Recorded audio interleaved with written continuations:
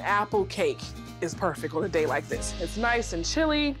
I'm peeling 1 pink lady and I have 2 green apples. The pink lady is nice and sweet. The Granny Smith is a little tart. It just works perfectly in this recipe. But any apples you have will work. All right, so I've got my apples peeled.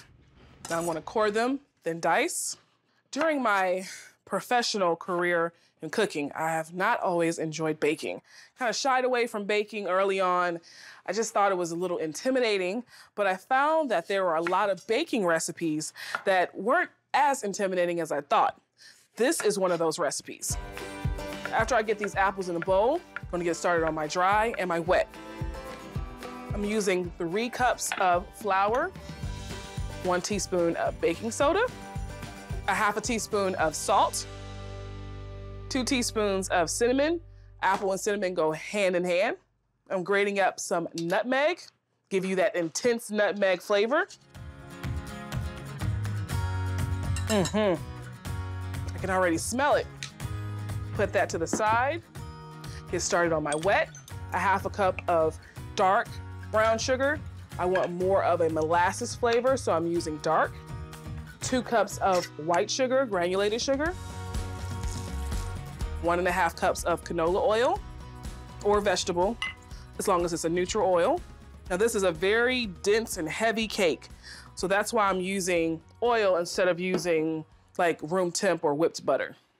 So next I'm gonna add some vanilla, 2 teaspoons or 2 capfuls. 3 eggs into this bowl first because I don't want any shells in that cake. Mix that in there. Get my hand mixer on.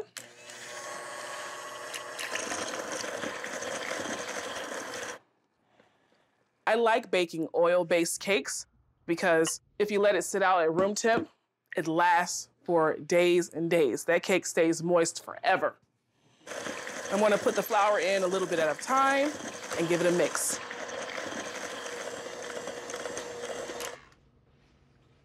Give it a mix.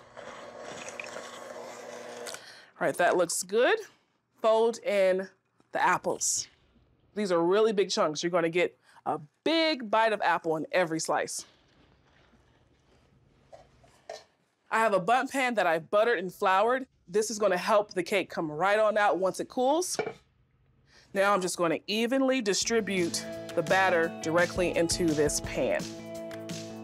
Of course, bang it on a table because I wanna make sure there are no pockets of air. I want the cake to bake nice and evenly. So I have my oven preheated to 325.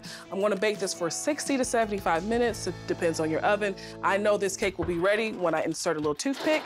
Comes out clean. Ooh, that cinnamon, that apple. Oh my goodness. Oh, it is so pretty. I'm gonna get started on melting my caramel for the cake. So this pot, I have 11 ounces of caramel. I'm gonna add about 1/4 cup of whole milk. That is definitely cool enough now. Pour it directly on my cake. It is gorgeous.